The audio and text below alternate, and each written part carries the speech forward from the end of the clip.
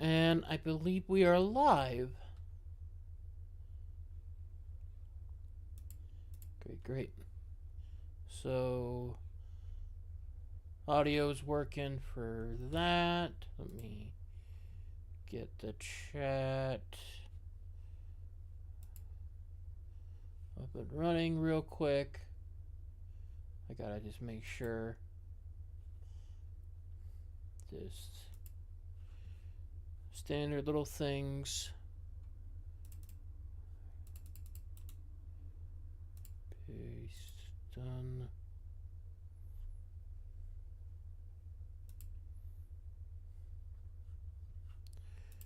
And okay.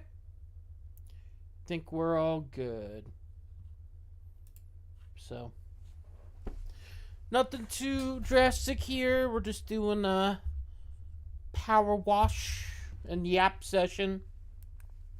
Because I think I liked how the last one went. I mean, although I only had one person apparently watch it, or at least as far as I know. I don't know. But they told me they watched and they enjoyed it. So that's enough for me, you know. Plus, I kind of feel like I need to do some sort of stream for something. And, well, you know. I would try to do Edge of Time, but I'm currently trying to see if the emulator will work before I start hooking up a stream again. And if not, just to make sure that any other game I try to play doesn't suffer the same fate. So, you know, we're going to be on some good old fun power wash shenanigans. You know, so what's happened today so far? So they released that X-Men teaser for Doomsday, and it's kind of like, well, all right, cool. I have nothing against the trailer itself, because it's like, yeah, it's a fine trailer. Hell, I don't think I had any issues with most of the trailers that they put out. I think it's just the fact that Marvel or whatever dumbass corpo guy was like, yeah, let's just make them quote unquote theater exclusives, right? Theater exclusives, even though in the history of the world, there will always be someone running into a movie theater with a fucking camera and will record anything that they can get their hands on. And it just, like in some vain attempt to get people to watch Avatar multiple times. And it's like, that's not, you know, I don't think you really need to do that. Like, I mean, and I speak as someone who was kind of more or less just not really in on the Avatar train. You don't really need to do that because the last one made like $2 billion. Like, I'm pretty sure it was like $2 billion. I'm pretty sure it was $2 billion. And this one just made like $1 billion already. And I don't know if it'll make more. Maybe, probably, who knows. I am definitely not going to be trying to doubt it, you know. My only thing was, like, I would have been shocked if it didn't make at least $1 billion. You know, right? But, you know.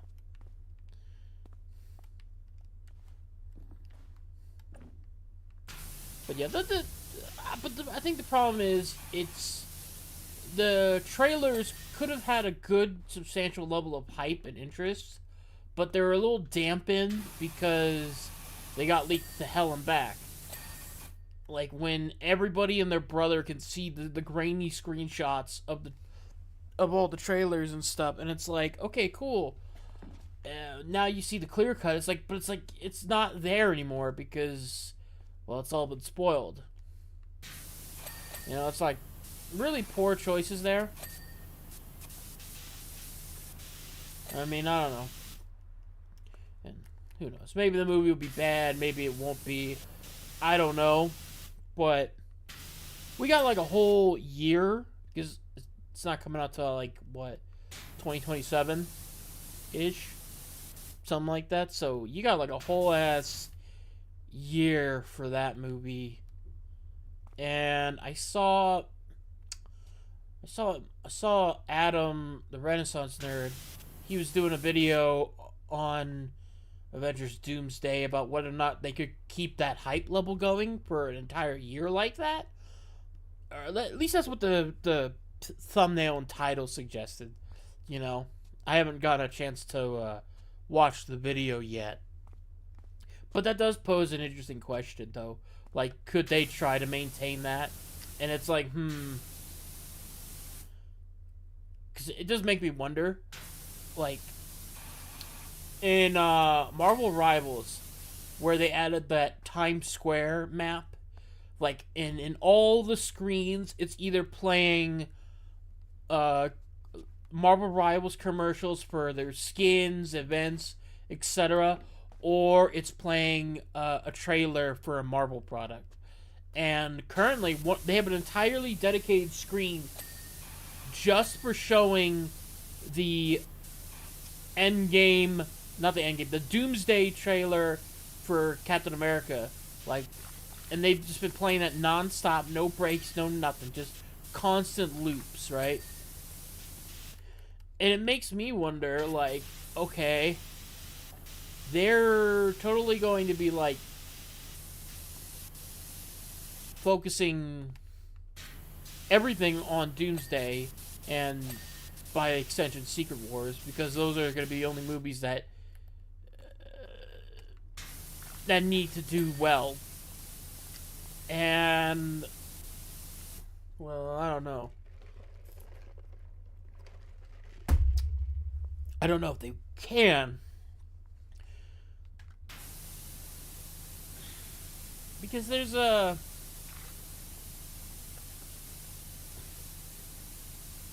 problem with it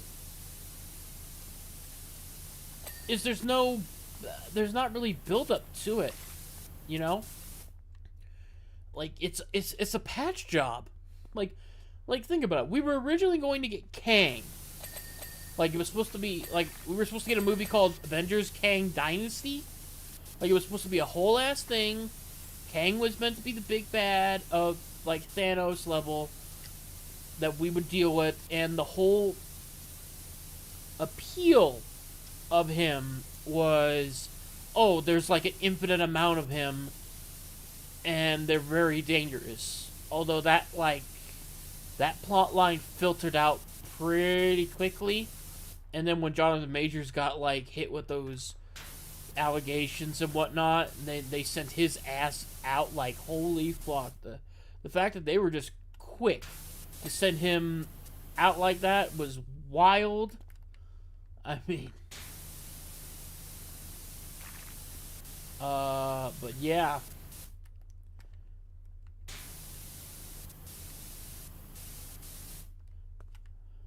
But yeah. I don't know what. Although Kang was not used well at all, because, like, he was meant to be your Thanos level threat, and his first appearance, right, is in a TV show, mind you, a Disney Plus TV show that you cannot guarantee everybody has been watching. You cannot guarantee that. So already you got homework. The first appearance this character makes is in an Ant-Man movie, which, to my preferred viewpoint, with at least in the movies, Ant-Man should have been kept to the cool down era, like, because you had the first Ant-Man. It came out right after Age of Ultron, right? You had all the build-up of Phase 2, kind of all their shenanigans. You build up to Avengers. You have a big, huge, giant fuck-off moment with it, and then you calm back down with a more low-stakes affair with Ant-Man. And it's like, okay, cool. Cool, cool, cool. We're dealing with a we're dealing with like a heist thing, you know, trying to stop a like a weapon deal go down and all this stuff. Like, okay, cool. Pretty low stakes, you know. It's not as if the bad guy wins, the world explodes or some shit, you know. It's like, hey, cool. Second movie. I know people like to like make fun of it and like just forget it ever existed, but like I enjoyed it, and it kept that same formula. It was like pretty low stakes affair, and I that's kind of like what you need, especially after you get done with an Avengers film or like any big team up, because like Civil War, you know, yeah, that was technically like Avengers 2.5, even though it was a great movie. That was technically like an Avengers 2.5, you know. So you're just like, okay, let's calm down things a bit, and it's like, there you go. However,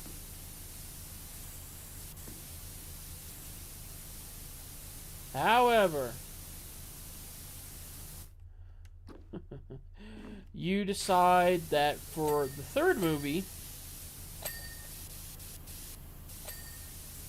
we are going to just make you fight Kang,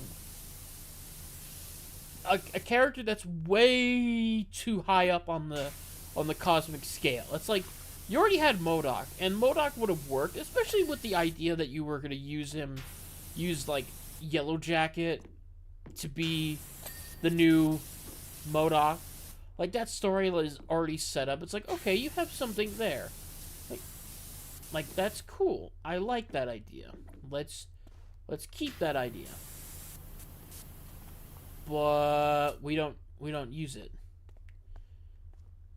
It like it kind of sucks. What? Oh.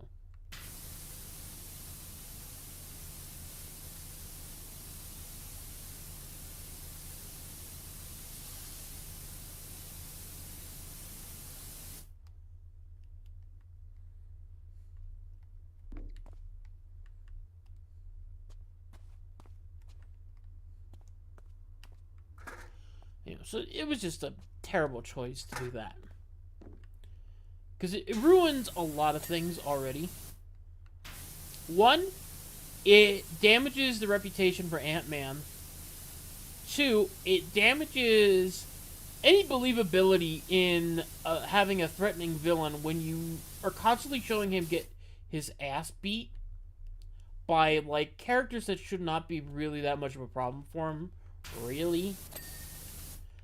Like, the whole story was, oh, we gotta make sure Kang doesn't break out of the quantum realm because that would be bad.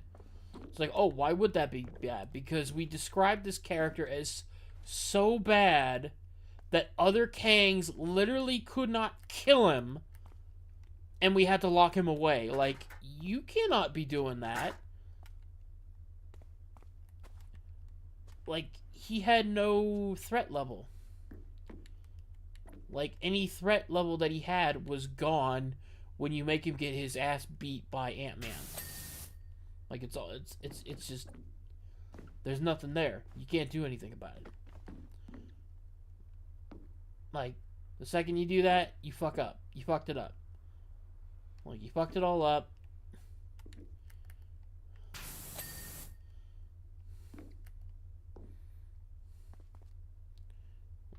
Come on, where's the...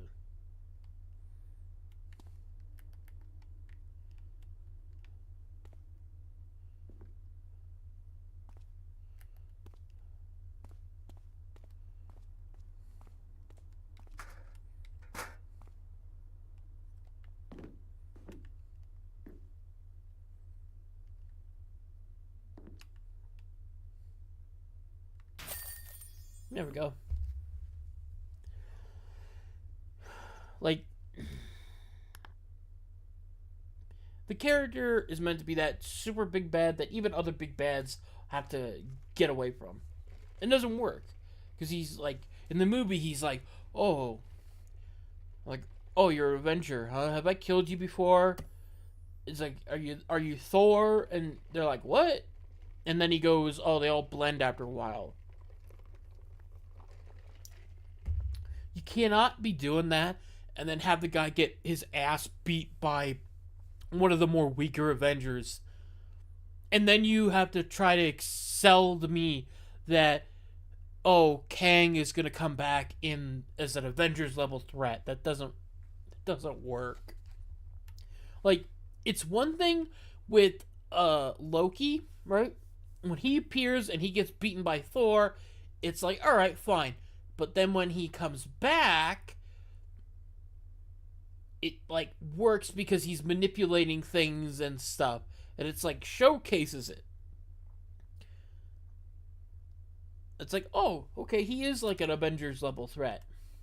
And hell, even then, during the good days, like Joss Whedon was even contemplating how the fuck they were gonna do it. Like they were thinking, oh shit, maybe Loki might not be enough to carry the movie. Maybe they might need another villain.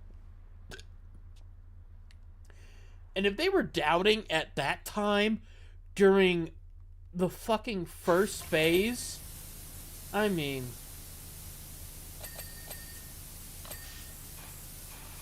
what does that tell you? Like, what does that tell you, man?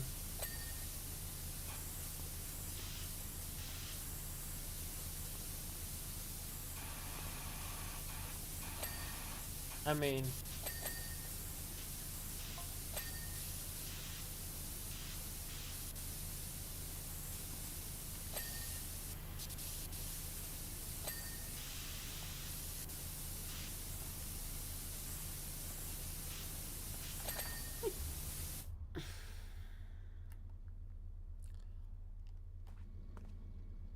it's like terrible choices.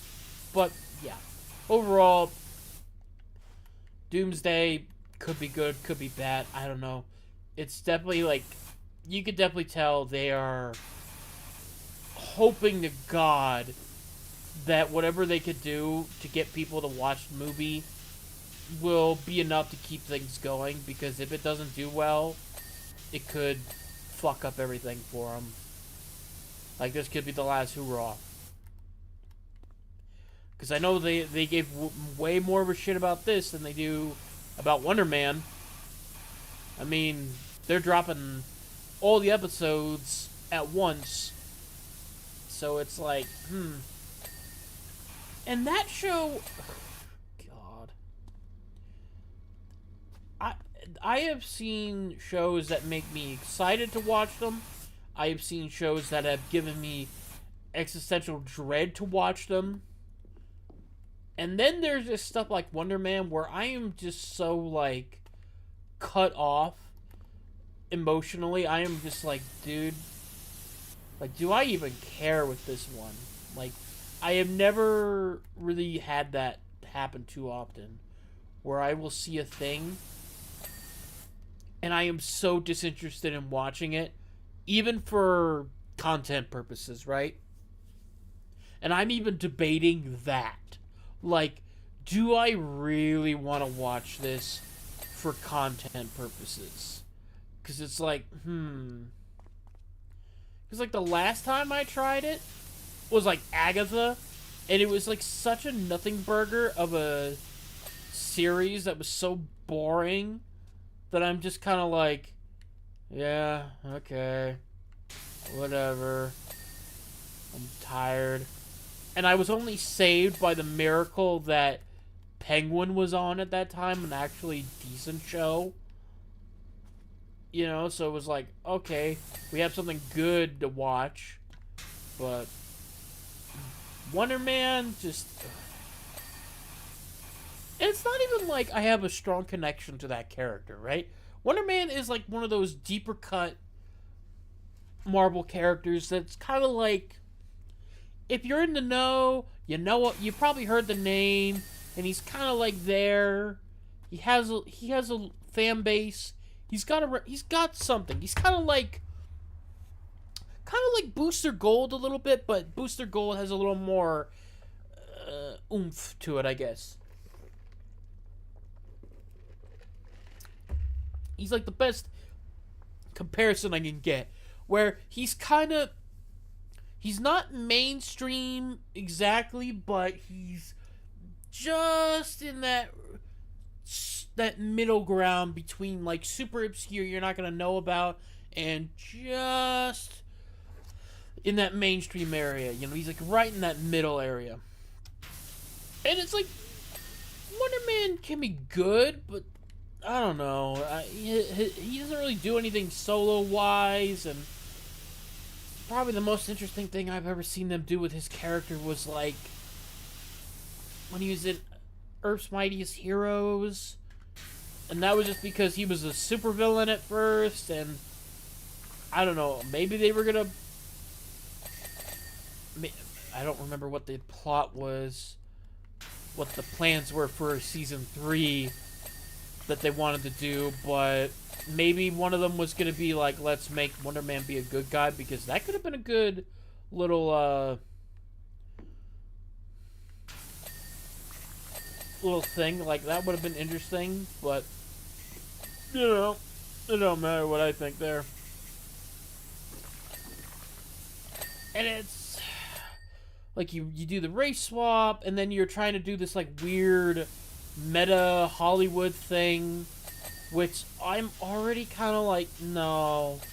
Last time they tried to do like the weird, we're so meta, we are like big brained, was She-Hulk, and I'm like, oh god, I'm already like, I know how that went down, so it's just.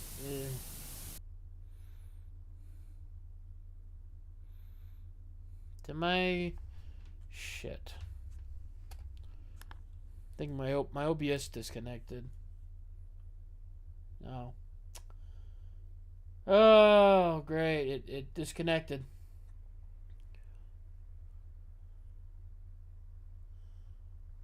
So let me check something real quick.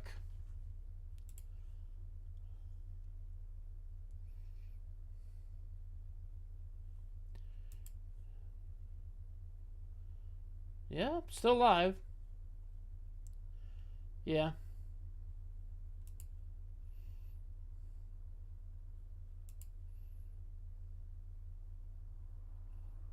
Okay. Well, all right then. We'll just get back to the show.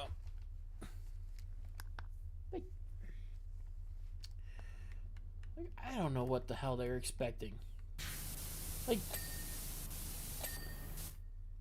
Like if that's a trailer and it's all like dialogue and there's barely any like actual stuff that I would expect in a superhero show, imagine what the actual product is going to be. And it's like, I don't like it. And their marketing was like piss poor. Like, they did nothing with it. They just did like the regular trailers, and then they were trying to pull like this weird meta thing where they're like, oh hey, here's we're gonna pretend like these characters are actually in the real world, and we're promoting it because Simon's an actor, so he's gonna be on the scene. And it's like, what the fuck? And then of course we bring back Ben Kingsley's not Mandarin Trevor, and it's like, why the fuck do they keep bringing him back? Like, why? Literally, the worst fucking thing from Iron Man 3 was that goddamn fake-ass Mandarin twist, which was so stupid. So goddamn stupid. And hell, it seemed like they had redeemed it when they did that little short film, which was like showcasing how the real Mandarin was pissed off with Trevor for taking his fucking name and then kidnaps him. And it's like, okay, cool, but you don't get any resolution to that till Shang-Chi, and even then, they don't even call him the Mandarin. They do like this weird thing where they're like, yeah, they called me Mandarin. It's like an orange. It's like, that's stupid. It's like, are you fucking kidding me? Like, you finally had the chance to use the Mandarin, and you don't use him. And it's like, and of course, we can't do anything with him. Like the Mandarin, one of Tony Stark's best villains. We don't use him in the proper way. Like, why do you... Like, why do you hate me? You know? It's like, why do you hate me?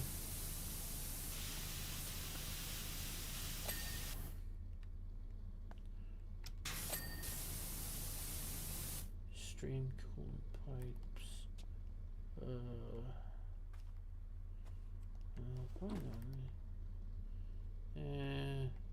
Oh. Steam separator coolant pipes. Oh.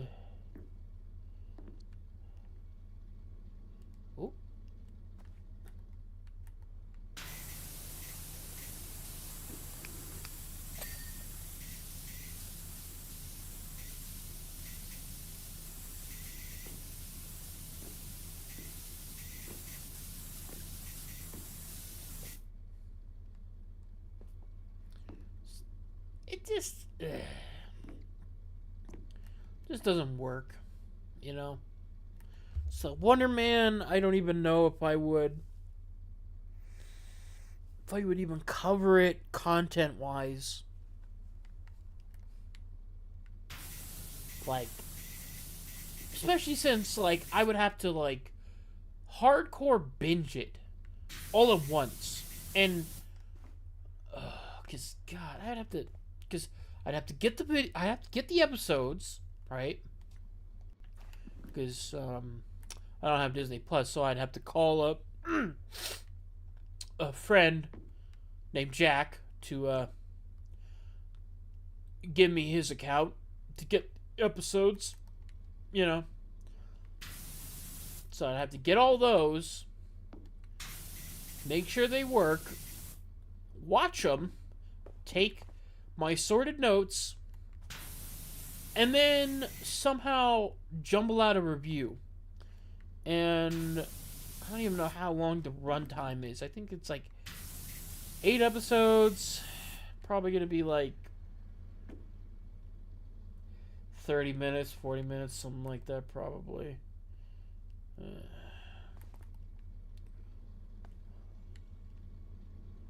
know.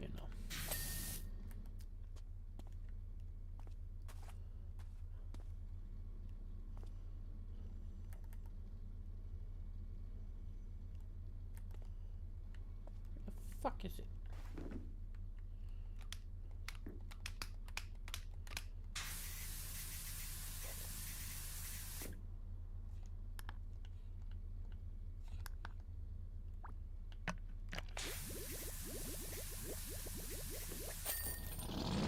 Whoa!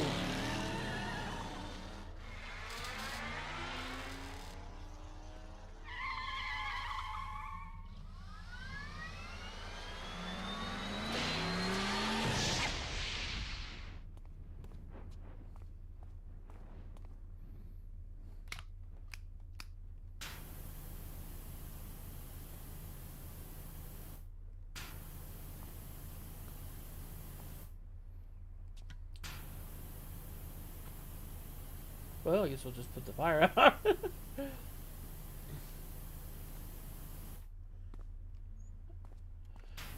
It's just...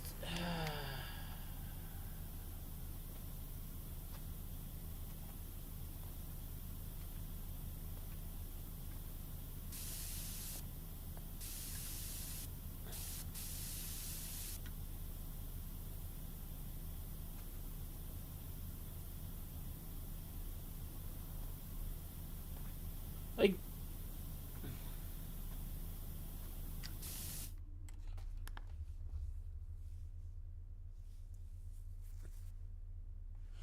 I don't know, man. You wonder about these things, and you just hope with the gods.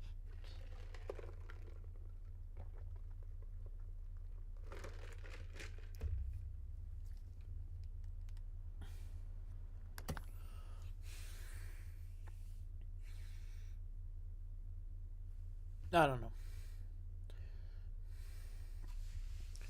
Like the process for it, for doing one, if I were to do Wonder Man, would be a pain in the ass because like at least 8 episodes. Ugh,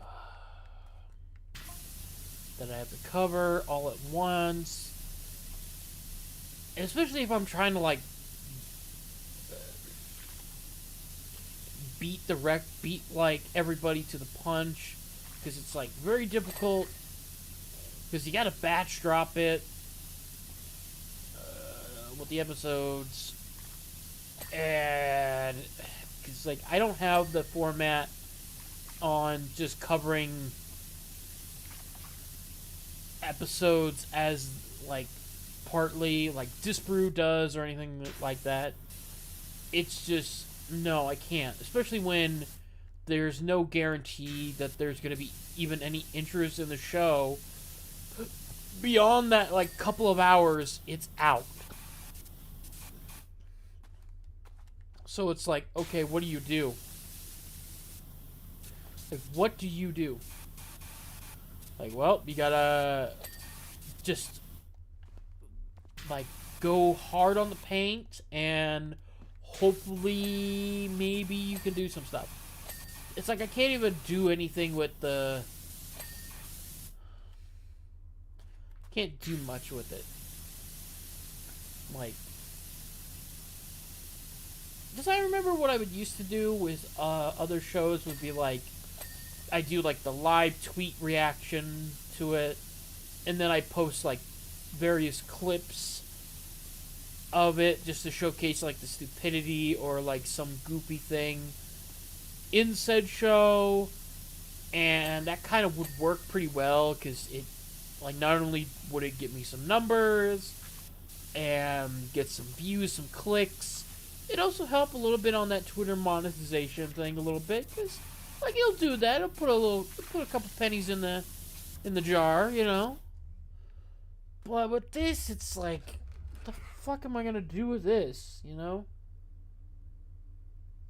Right? I feel like I had more in the tank when it came to like dumb shit like Ironheart or like Gotham Knights, you know, when that was out. Because like Gotham Knights at least like had like something stupid, really drastically stupid for me to cover. Like, oh, let's make the Court of Owls only want to kill Bruce Wayne because he was gonna actually give away all of his money, and it's like that would be bad, and it's like this dumbest thing you could think of. It's like, oh my god, that is so stupid.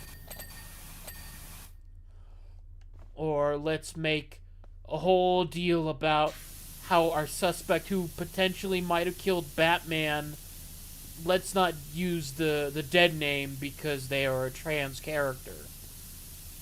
I remember when that tweak. I remember people were giving me some shit for that one. Just because it was like, what? I'm sorry that I don't respect the pronouns of a suspected murderer? Whoops. You know? But it doesn't matter anyways. That show got canned. And no more of that nonsense. No more of that god-awful mess from the Batwoman team. You know? Like, ugh. Just, what a... Oh, hi, Miss Sparkles. Yes, that's the goal. I'm washing it up. You know? Getting all the dirty grime out. And all the weird substances.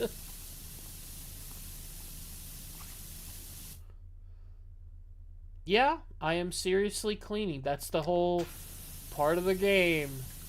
You just clean up shit. It's just comforting. Why? Because it comforts me, Miss Sparkles. You know? It's a very simple game. You don't have to go at it super fast. It's quiet. Plus, it's easier for me to just kind of babble when I'm just doing a menial task like this, you know? Where are the ladies in bikini? I don't know. I don't have that version. I would probably have to download a mod for it, maybe. I don't know. It would have been...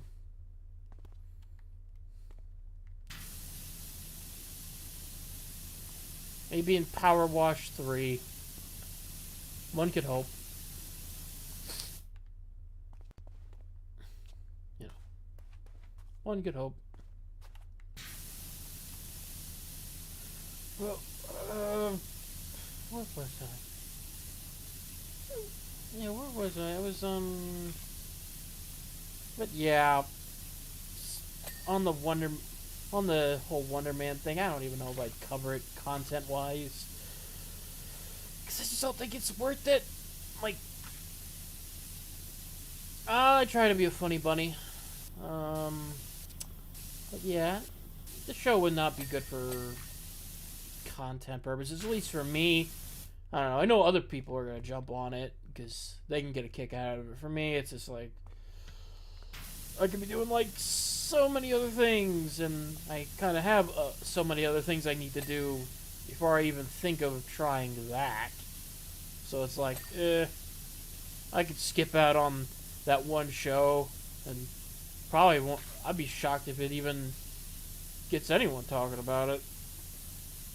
But who knows? It's been a wild one. I mean, we're barely 2 weeks into this new year, and already we had funny things happen. Oh, boy.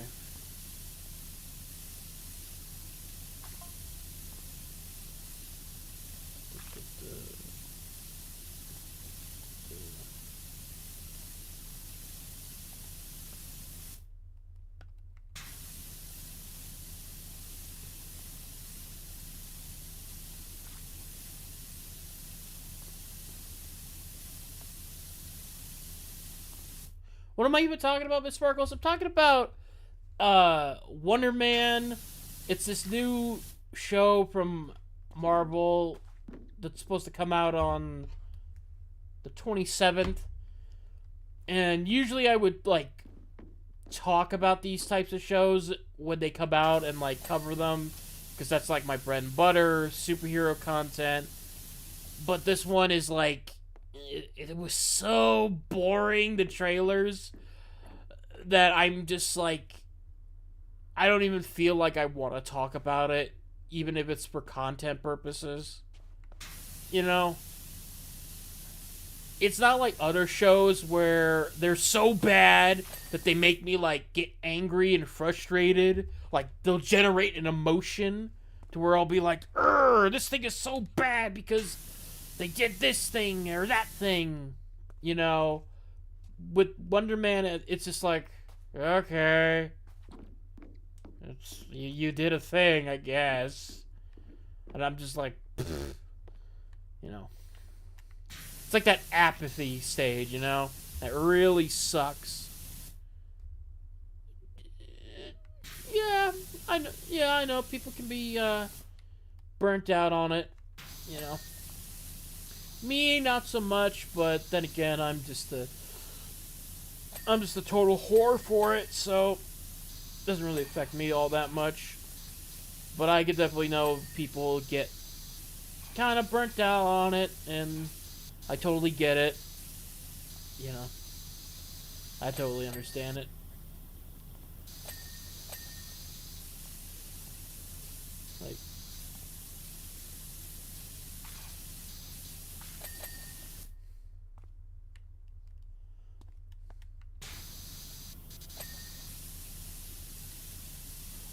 Like, there's been some good stuff here and there, but obviously I know that like it can fuck with people, you know, the whole burnt out feeling. You know, like sometime like just certain stuff happens. Like, there's this game I was playing on stream called Dispatch, and it's like a superhero game, you know, choose your own adventure story type thing. And a lot of people were picking certain choices because of tropes. Like there's a Superman character in the game, and people were thinking, "Oh, this guy's got to be evil because anytime there's a Superman character in something, he's evil." But the real catch was, no, he's not evil. He's just a little bit goofy and lonely. And it's like, oh. And people were thinking, oh, the nice blonde superhero lady is totally evil. Nope, she's actually nice. That was the catch.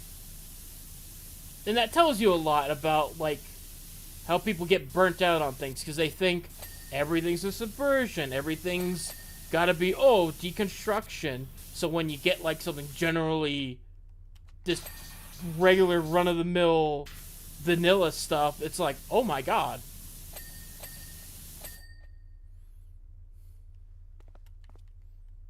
You know?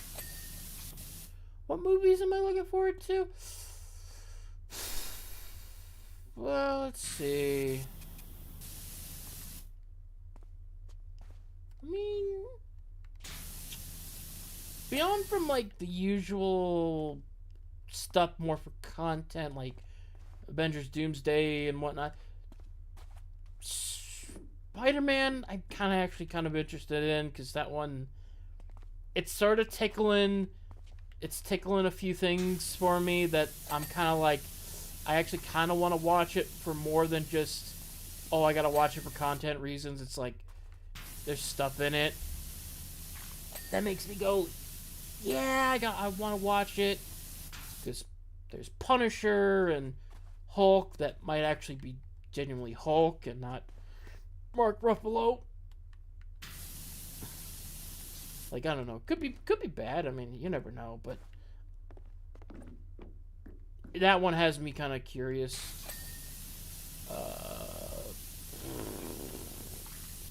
What else? Good God, I don't even pay attention to movies anymore, do I? God.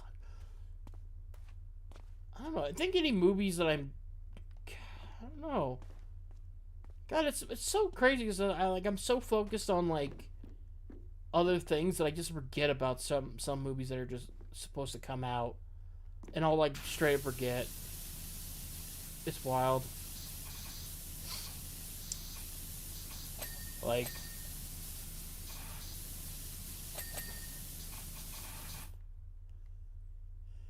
because, like, all I've been doing lately, beyond from my menial task, is just, like, watching some old shows and just not giving a shit about anything else. Like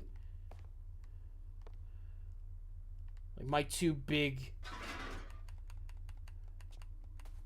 that ain't gonna work.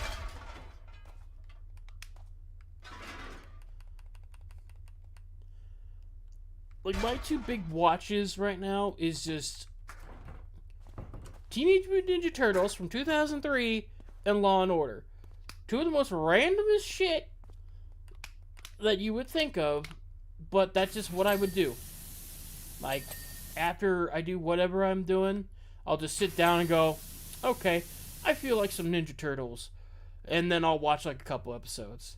And then I'll go, I feel like watching Law and Order. So I'll watch a couple episodes. You know? No logic, no rhyme or reason. It's just, I feel like watching this. It entertains me. There you go. And I'm like, what? I'm on the second season for Turtles. And I'm on, like, I think it was season 11 for Law and Order. Because honestly, I can just watch that pretty casually, and it's real good to fall asleep to, honestly, because it's nothing too crazy. It's mostly just dialogue. There's not too many gunfights or anything, since it's all just courtroom drama. And you're just having a good time. You know? You can just kind of listen and be like, yeah. It's not going to, like, fuck with my head or give me weird dreams or something, because I've had that happen before. I've had weird dreams pop up from some of the shit I fall asleep to, you know? It's just wild. especially if I fall asleep to YouTube playing. Whoo! Weird shit will just pop up in your dreams.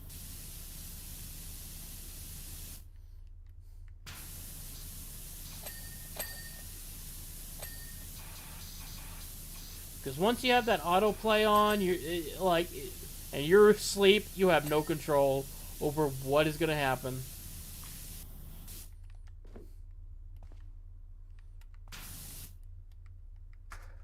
Can I guess that's the way you got to do it.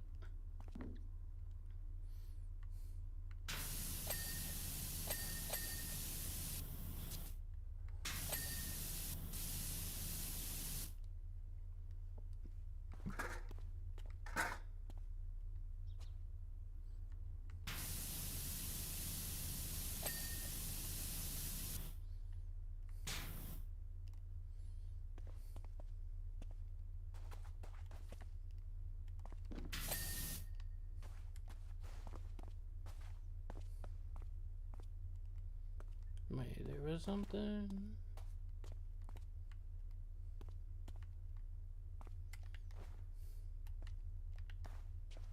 Oh. There we go.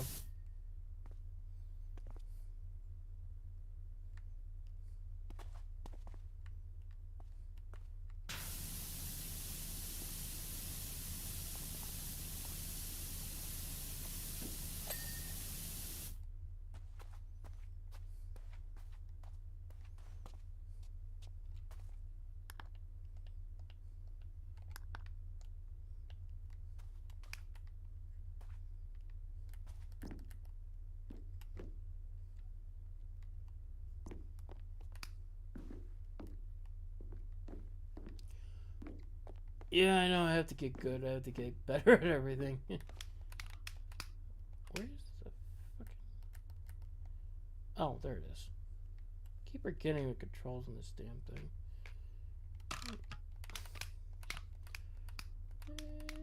There we go. Yep, skill issue. This is a major skill issue for me.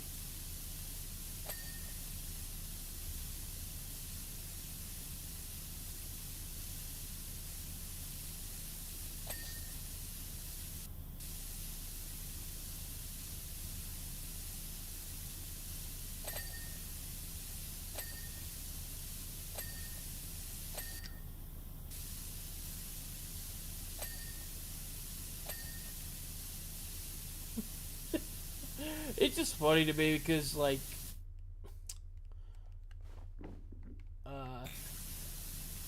I was contemplating either just doing another one of these Power Wash streams, or I would just play the game called Gun, which is just a Western shoot 'em up game where you just run around, shoot people, scalp them, and all that fun. You know, good old classic funny Westerns. And all that fun. Because, like, I got the game, you know, and I could play it pretty fine. And I was just, I was like wondering, do I want to play that or do I want to play this? And I picked this, which is kind of funny. Alright, I have to get...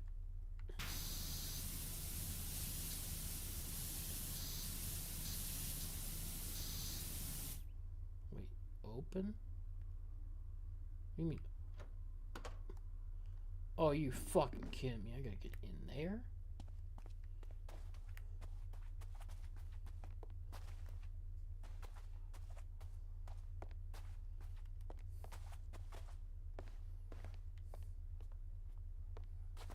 Oh, Jesus.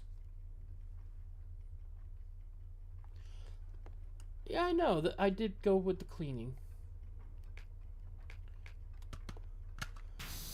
Because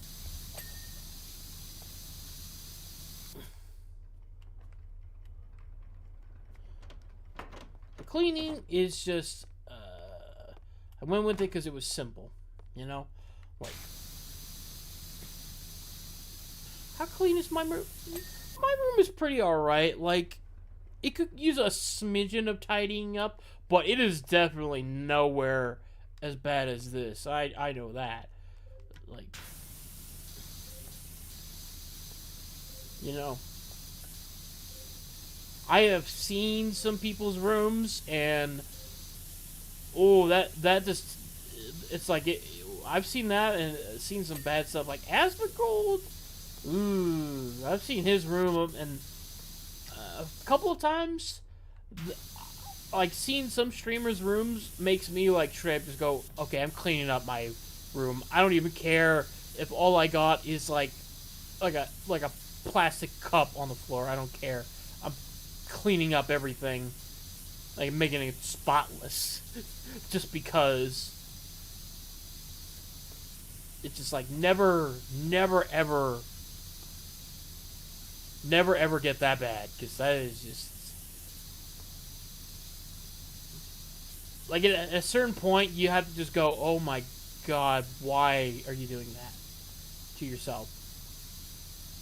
Because it's one thing to be like, okay, I don't feel like cleaning up today, you know, you're lazy or something, you know, like, hey, maybe you didn't get that one dish or whatever, you'll get it tomorrow, kind of thing. But when it's like you've got stuff growing, like an entire ecosystem and roaches crawling in your hair, it's like, no, please stop, please no, like, let's not,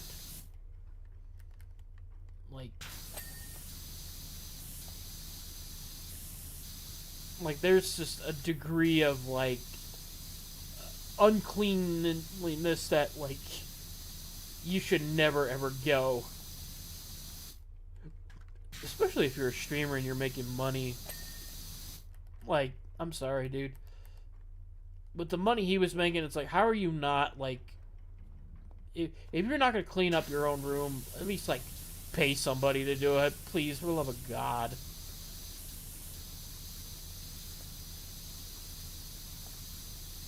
Because I know I would never ever go that bad. Like, no, thank you.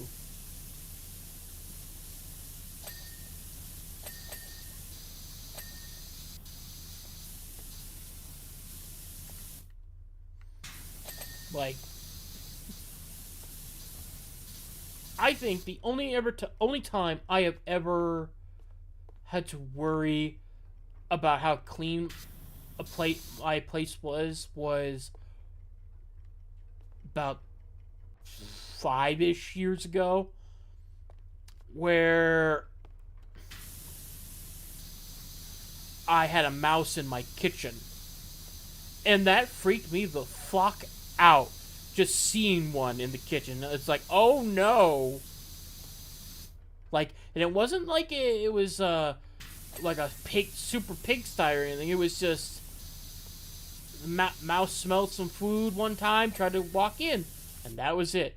Just seeing it in the kitchen was like, no.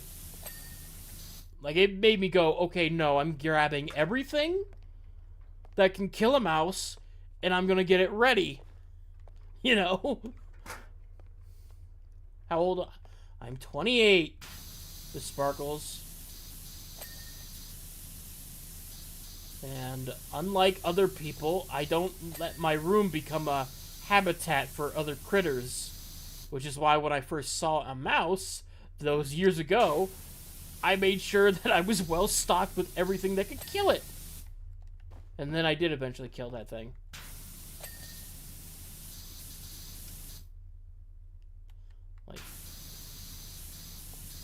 Like, I'll tell you this, Miss Sparkles.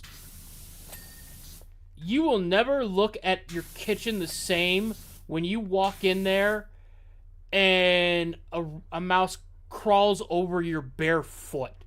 Like, that feeling will freak you the fuck out for the longest time, and it'll make you double check where you're stepping.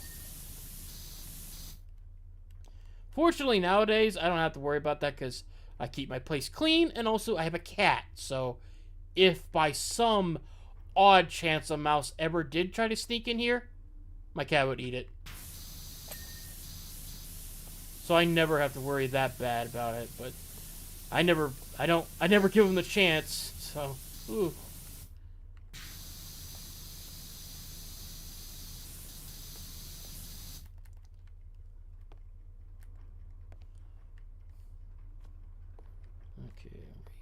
almost done. Nope, got the roof.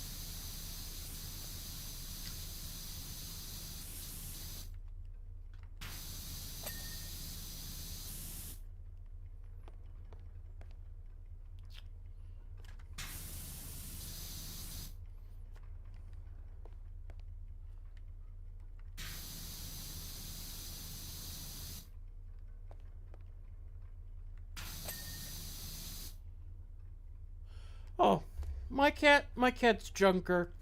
Junker the dumpster kitty.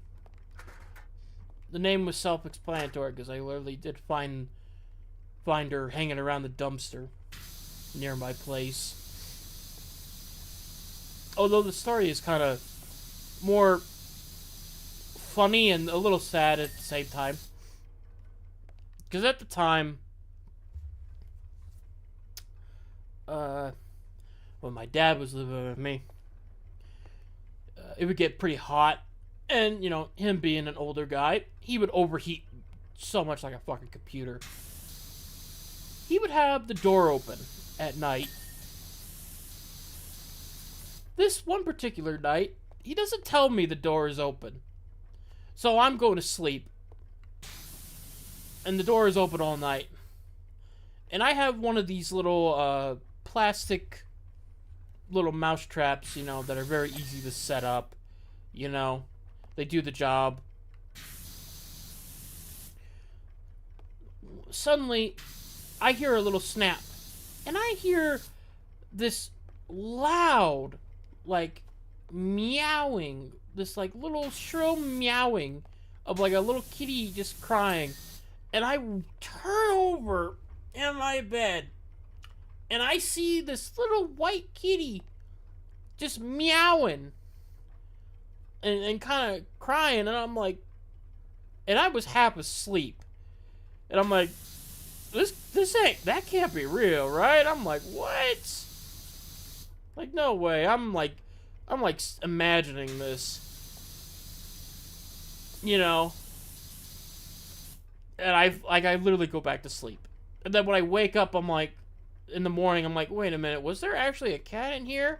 And I go check the trap. And oh, the little kitty did set off the trap. Because it was like on the side and everything. Now, it didn't cause any like damage or anything. I think what really happened was the cat like triggered it and maybe it like clipped the paw or something. Because it's not like those regular metal traps that would like fuck something up. It was just a little plastic one that only needs just enough pressure to kill a mouse. The kitty would have been just got like a pinch, you know. But that had alerted me to the fact that there were stray kitties running around. And eventually I did find out where they were at because when I was taking out the trash the next day, I found them more or less hiding near the dumpster. Hence, dumpster kitty. Because it was Junker and, like, the mom and the, like, 3 other siblings. You know? Because mine's, shit, I forget what the hell my type is. It's like the blue... I don't know, it's like that brown and white gray one with blue eyes or whatever. I forget the breed. You know. But yeah. I took that kitty in, got the... I could only keep the one. The others I had to... The other little kitties I had to get homes for, but I did, eventually. Took a minute, but I did. The mama cat, though, she got away from me before I could get a hold of her, and I hadn't seen her since, so... Sucks there, but... You know... but I got a companion out of it, you know. Good old kitty that likes to annoy me sometimes and just kind of chills.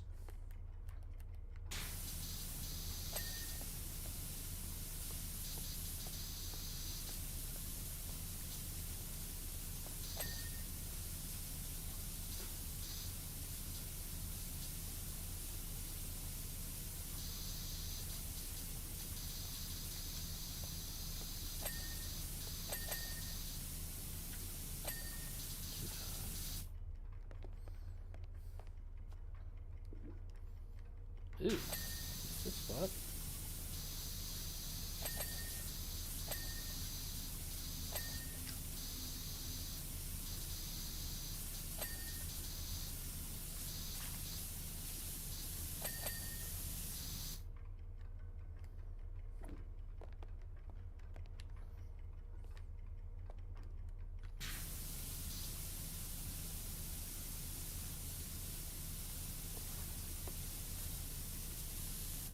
What's the challenge? Oh, it's not really a challenge. It's just more like sometimes there'll just be one spot that's like you think you got it, but you didn't get it. You know, these types of games are not really challenge or anything. They're just more like casual, turn your brain off and just relax kind of game. Which is perfect for me in this situation because it's like I could just babble, talk about whatever the fuck, be it a show I don't want to talk about for content, or just regale a story of how I got my cat, you know, or just some random thing, and I don't have to worry about it. It's not like if I'm playing some...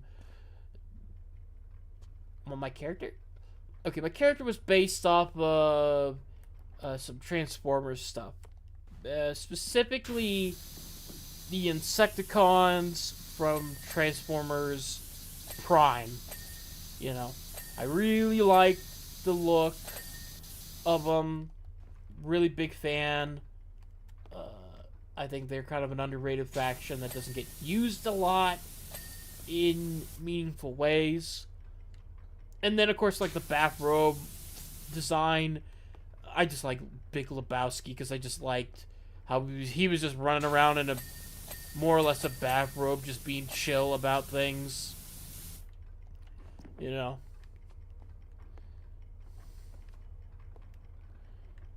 Like, this is something... There's just something I like about that energy that just... I don't give a shit. Like... I want to be doing anything other than being here, you know. So I'm gonna be in the chilling out in my bathrobe. Like, it may look silly, but I will be comfortable, you know. And that's where the robe kind of got added in. Cause like the first, Avatar designs were pretty more bulky because obviously they were based off of the ones from Transformers Prime, where like they're big, bulky, and you know, got a bit of a hunch. And then eventually, as like time went on and other artists started drawing, they started actually giving my character a little more, like, he stopped drawing him with a hunch, and I didn't say anything because I was like, you know what, I like how it looks anyways. And there you go, it just stuck from there. Brawl's a favorite, yeah. Starscream, I'm okay with Starscream to a degree. I think the problem for me with him is his like big thing being uh, how he's always trying to fuck over Megatron and be like, if I were the leader, it gets old pretty quick, you know,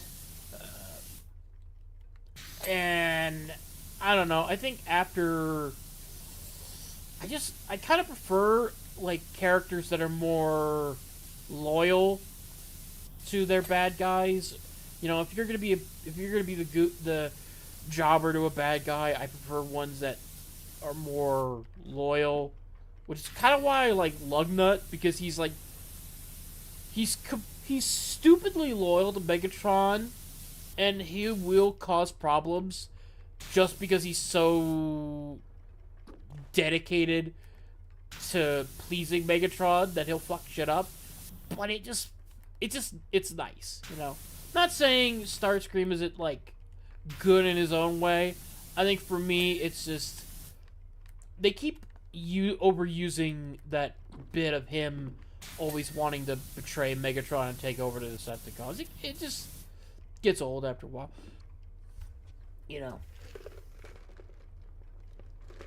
My favorite? Ooh. I mean, besides the Insecticons from Prime, I'd say, like, I kind of really like Shockwave or Soundwave. Like, Soundwave, his voice is always going to be, like, so cool and iconic no matter what. And I love his, like cassette bot thing where he'll just deploy, like, a billion little pets and small bots to help him out and all that, and I love it. Shockwave, I don't know, something about Shockwave, just his design just really hits a chord for me. And I really liked this, like, mad scientist, one-eyed guy that you could never tell what the fuck he's thinking. It's just fun.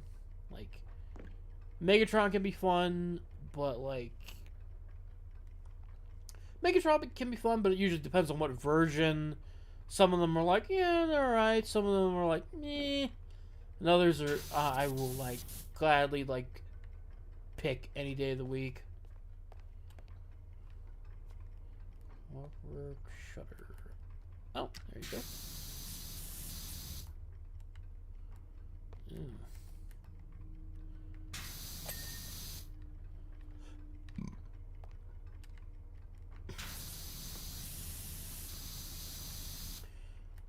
Yeah, I had a friend who gave me, well, he sold me a pretty good Soundwave that came with a couple of the cassettes, like Laserbeak and Ravage and Rumble and Frenzy. And no, I didn't get not Rat Trap. Rat Trap was a different thing.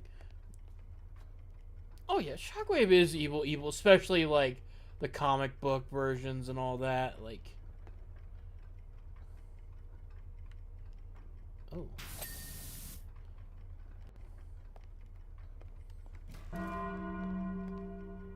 Oh, okay, I didn't know you did that. It's probably just why I like him, because I don't know. I just love unapologetically evil bastards like that. Sometimes it's just nice. Ooh, Beast Wars. It's a crazy thing. Beast Wars, I'm so, like, out of touch when it comes to Beast Wars.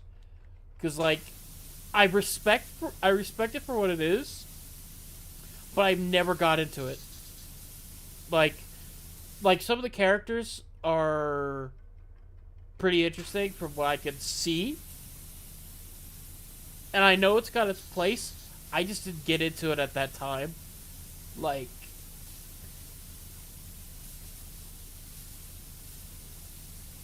for me, the ones I was stuck with was, like, G1.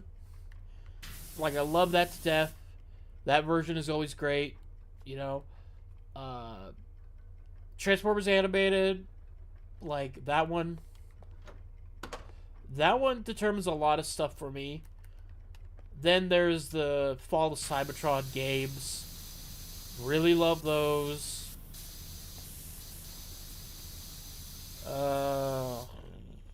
Then Prime. Definitely love Prime. Prime was good. And I don't know. I think that was kind of it. Because like the Michael Bay movies, you know, they're there. At least like the first three. After that, it's kind of like, eh. And even Bumblebee was kind of like, well, don't really go for that one. I didn't even bother with Rise of the Beast because it just didn't look. It looked like they just kind of fucked it up. The momentum that they got from Bumblebee. And Transformers 1 just didn't work for me. Which is crazy because I got a lot of people that are like, "Oh, you gotta watch it. You gotta watch it. You gotta watch it." Like, it's probably the best thing ever. And I'm like, okay, sure. And I go watch it, and it's like, like it frustrated me. Like, because like there were some good moments in Transformers 1. There was. I like some of the stuff they were doing. But there was a lot of shit they were doing that just made me go, I hate you. Oh, Bumblebee? Yeah, Bumblebee's not. I hate Bumblebee. I kind of hate Bumblebee more as a character because it's just. He got so overused to a degree. Like, I know that with certain shows and characters, you gotta put them in everything. You know, like Optimus Prime and Megatron. Like, they are fence posts. They are the guys. But Bumblebee was like, oh, he doesn't do anything, and yet he gets like so much merch and shit. And it's like, goddamn, just stop, leave me alone. Did I?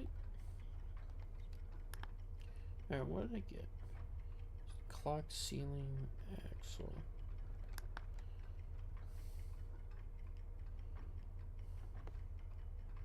Oh.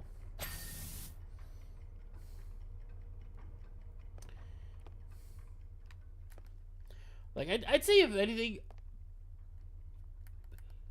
God, you know what? I feel like Transformers 1 Bumblebee was probably the worst one out of the bunch for Bumblebees for me. Because, like, I think it's just because of the whole...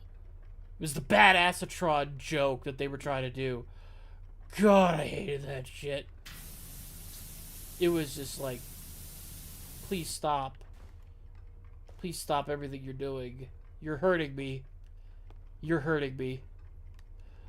You're hurting my very soul. I mean, yeah, in the Michael Bay movies, I could definitely see that. And I'll definitely say I have kind of gotten... I've kind of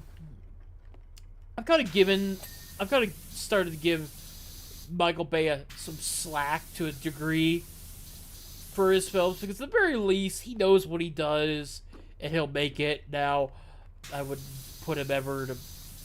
really make him do another Transformers movie, I know that, but that's just me.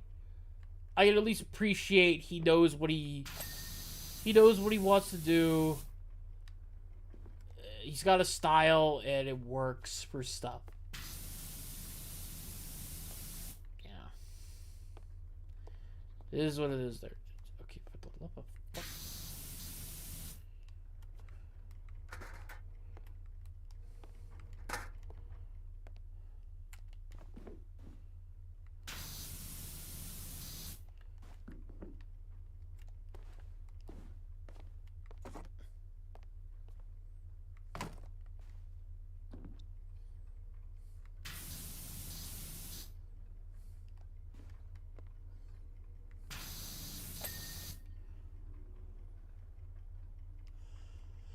But yeah, like, Transformers 1. Oh, yeah. Well, Michael Bay will just go nuts for it. He will play up anything in his, like, military, like, fetish. If one thing, I'll give him this, he at least will go patriot, full patriot when it comes to anything he wants to do. You know? Even if it's just selfish, shameless, like, just jerking off the military and just showing how fucking cool they are. Which kind of works in some stuff. Did I get everything? Okay. Clock tower. What the fuck does that even mean?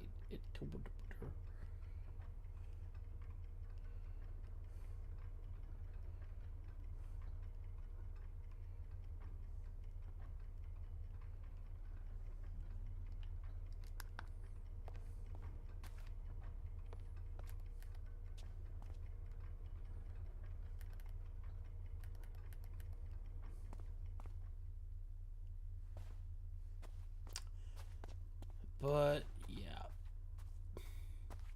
Transformers 1. Ugh. God, I just...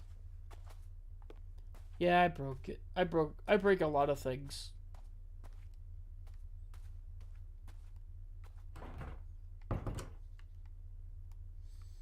Why would you have that be a thing?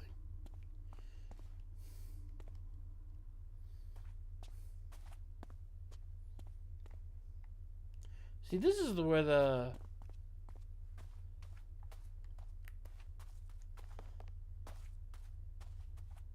See, this is where this is the part of the game kind of gets you, because it's like, it triggers this OCD part in you where you're trying to find that small fucking part of what did you miss. Because the game will tell you if you got everything. But you don't know what it is.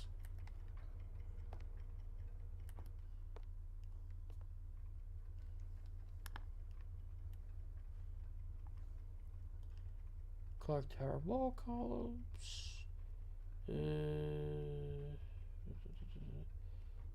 Pillar capitals. Okay, so there's some stuff at the front of the door that I need to get, but I know there's something. Pendament trim. What the fuck is a pendament trim?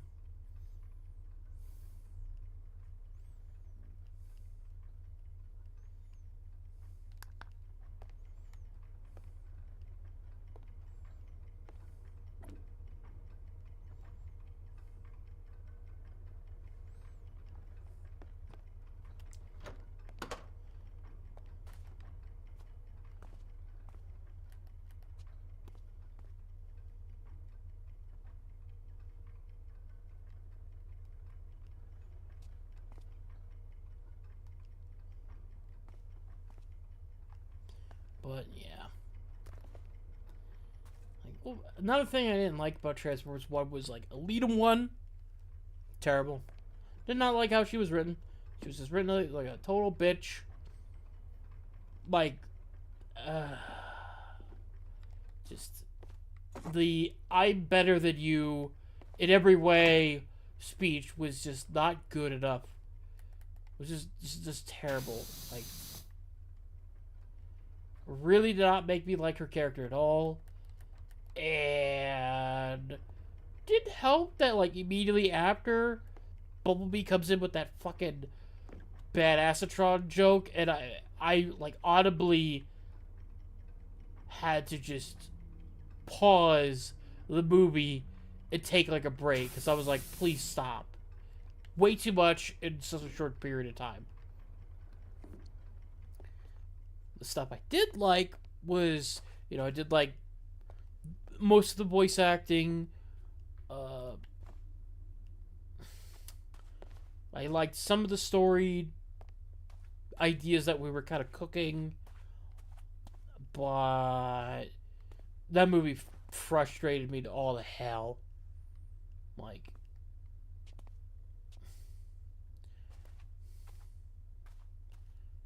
oh. Oh. Wait, can I even...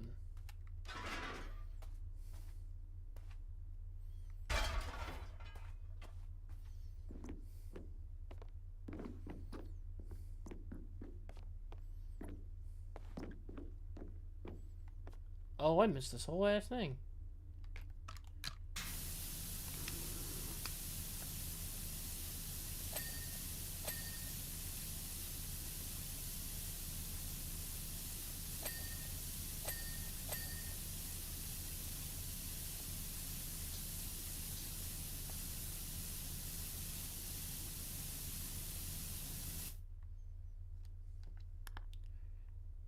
Clock tower intabulature.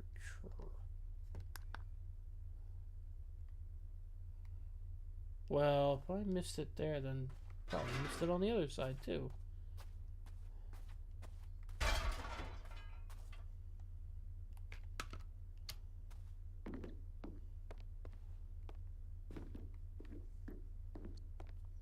Son of a bitch. I did miss it there.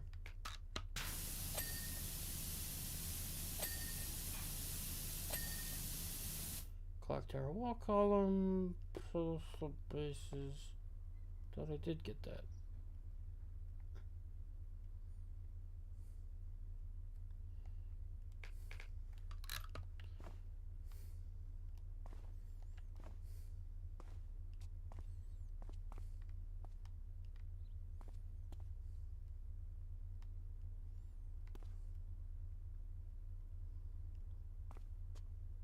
Oh, okay. Poster.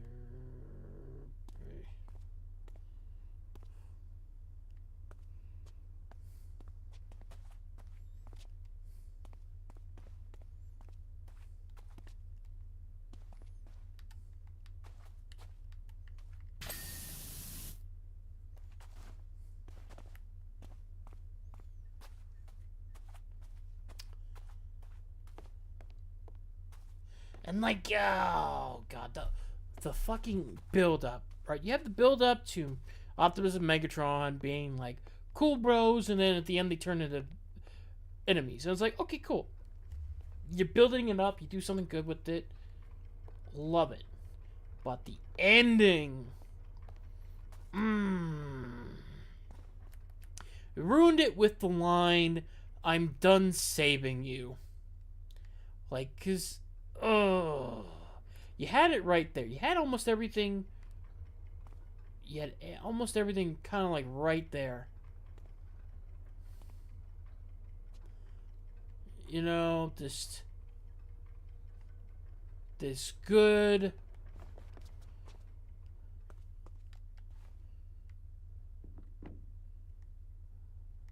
Walk home. I don't remember there being a.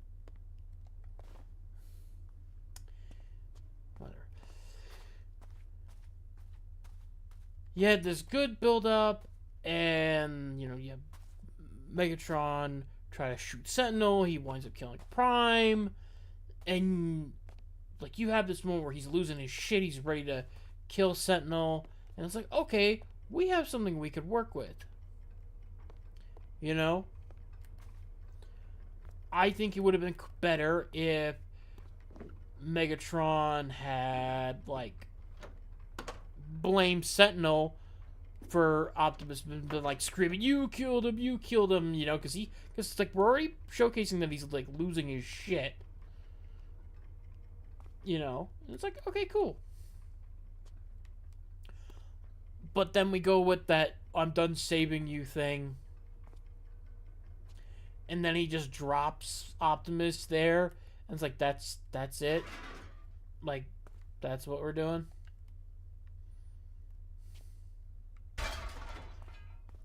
Like, this is a terrible choice.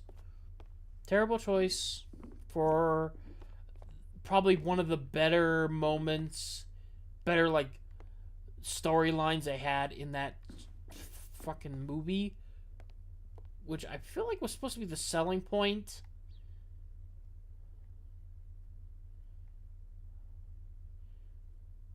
Wall column. There cannot be a wall column in this bitch.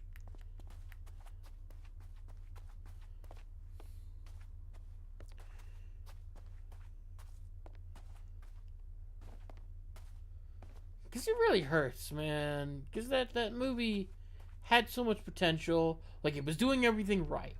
Like, okay, we're doing animated. Cool. It's all gonna be on Cybertron. Cool. No humans. Ooh, yes, please. More of that. And then you just kind of squander it. And I see people try to, be like, oh, we never gave it a chance. Like, this is like such an underrated movie. And I'm like, not really. Where I'll give the movie its props and where I think it did okay, but I'm not gonna be sitting there and trying to say it's the greatest movie of all time and needs to be held up for an Oscar when it's like, no,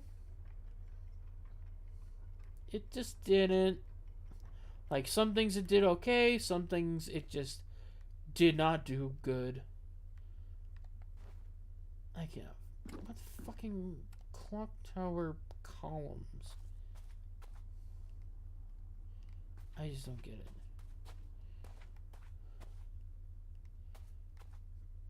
Unless...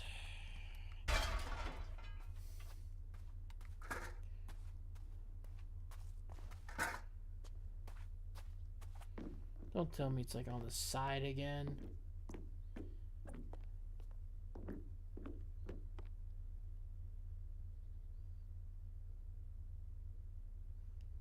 Okay, clock tower wall column. I don't see it. Very helpful.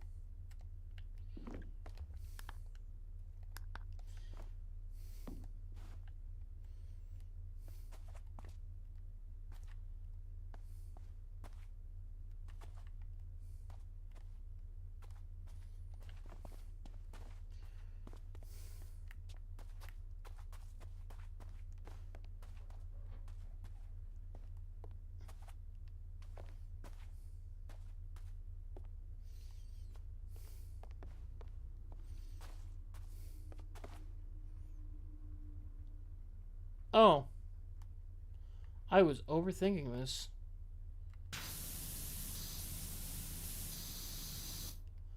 Oh, wow. I really overthought that. Wow, okay.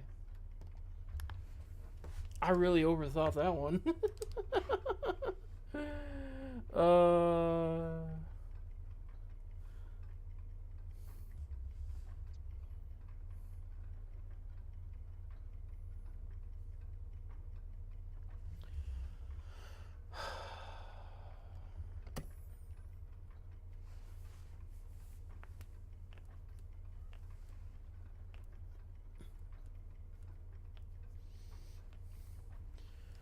let me try something else.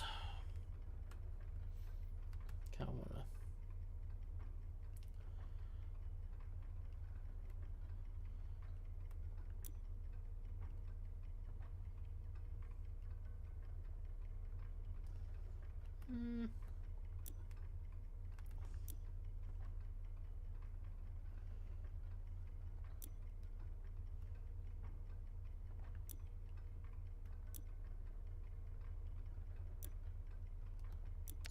Yeah, let's finish up one of these.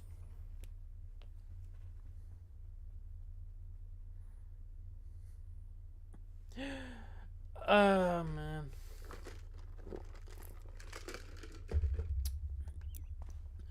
So much potential they could have had with the Transformers 1. What?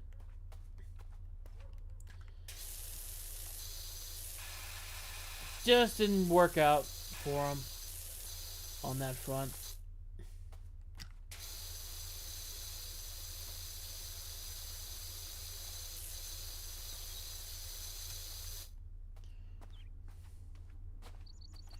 Could have been something. But, oh well. Then What did they do? They had Earth Spark, but I didn't really bother with that one. Stuff I heard about that was kind of weird, and I didn't vibe with it. So I was like, yeah, I'm good. I don't need to watch it. And then there was the Netflix one, which, God, that was just a snore fest. Like, how do you fuck all of that up? Like, how do you take something as cool as the Transformers franchise and make it sound like everybody was, like, on 800, like, sleeping pills, dude? Like, everyone was just talking so slow and quiet. And it was insane. You barely got anyone reacting. And, of course, oh, my God, the fucking scene. What was it? It was the second like one they were doing, and it was like at the tail end where Optimus is confronting Megatron. He's like, "Oh, oh, thousands of lives I could have spared by killing you," and then he goes, "Tell me you forgive me." Like, you literally have Optimus Prime's voice break like that. It's like, what the fuck are you doing? Like, what are you doing? And it was just so stupid. God, the Netflix Transformers was just bad.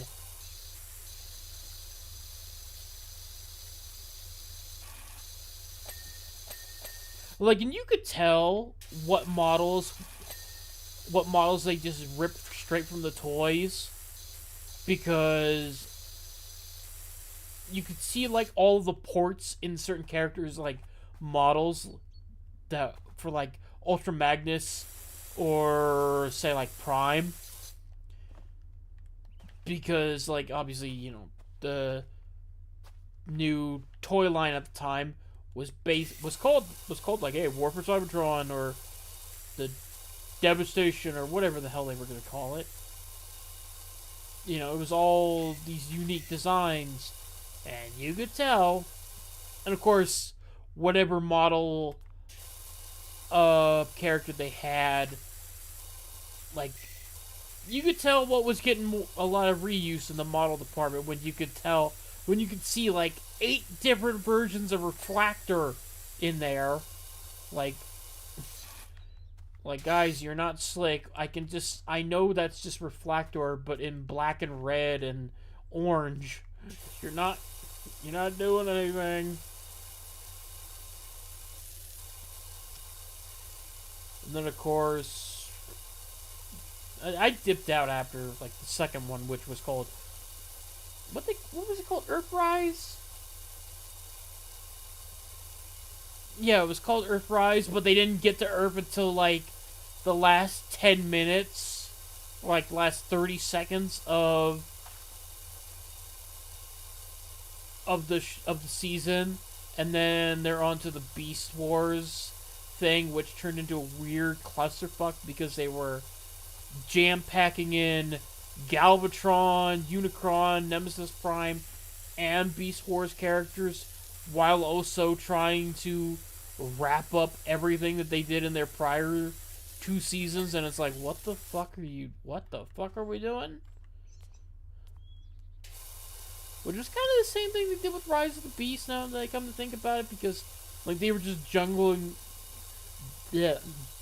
so much, because you had the Beast Wars characters, you have this new version of Optimus and them that you're sort of trying to use off of the Bumblebee version. Then you've got Unicron and the Terracons doing shenanigans, and it's like, and then you end it with like a tease that G.I. Joe is gonna be a thing in the universe, and it's like, okay, and then nothing really comes out of that. I mean, I don't know, I'm still hearing that they might do a crossover. I think. Oh wait, was it? Didn't fuck? Didn't Amazon say that they were gonna do it?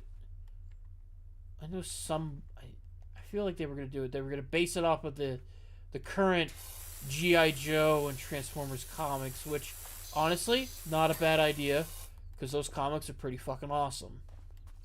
So I would not say that's a bad idea at all. I just don't know.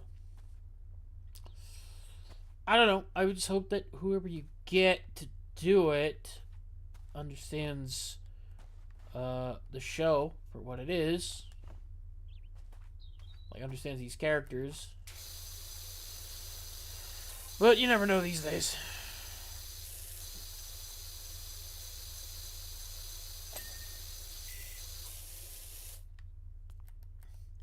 Ten wooden trims.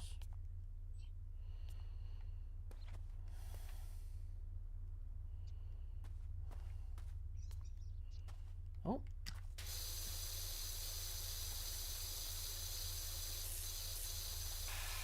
Ah.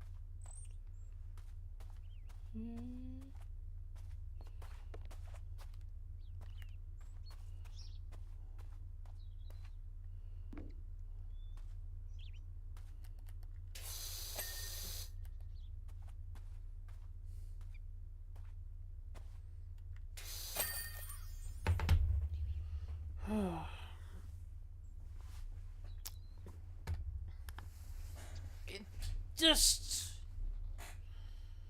How long have I been at this? Oh, wow. Hour and 40 minutes. Amazing what you can do.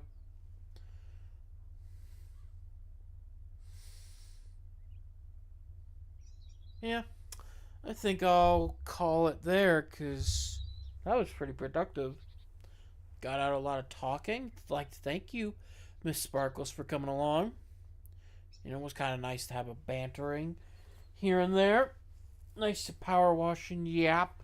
Like to thank anybody who was lurking and just checking in and on there. You know, I respect the lurking game. You know, I do that too.